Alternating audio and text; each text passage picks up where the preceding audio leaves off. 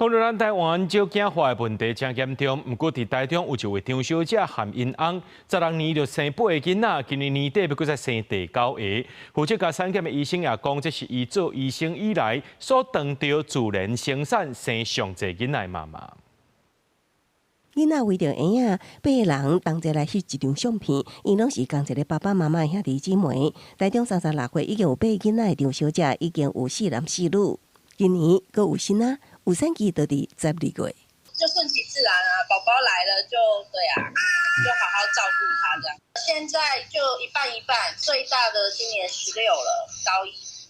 張小姐講，一切攏照提供備案安排，伊佇這16年以2年一體的速度，互家族成員愈來愈濟。醫師表示，這是伊做醫師以來拄到單親倒退厝，佮攏是自然生產的相關記錄。佇即馬少子化的趨勢之下，這款的個案是真罕見。結婚年齡延後，所以生育年齡也延後，所以結婚年齡大概是30歲以後了。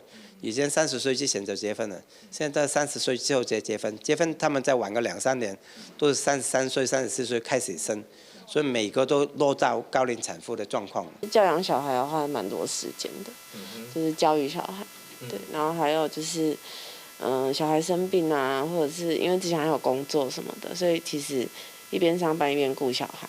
其實蠻辛苦的。其他產婦表示，這款的決定需要勇氣甲衝動，在考量養育甲生活開銷之下，大多數攏是以一個至2個囡仔為主。陳東明表示，即馬少年世代生育意願會遐爾低，並不是全攏是經濟問題，另外也包括大環境對育兒家庭的無優先甲自身這個規劃。它同時還合併了，就是社會支持系統是不是足夠？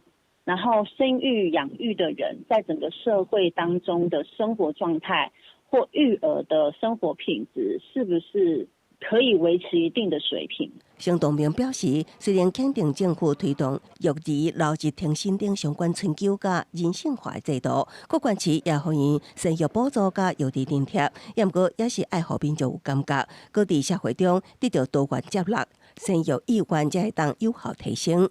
記者綜合報道。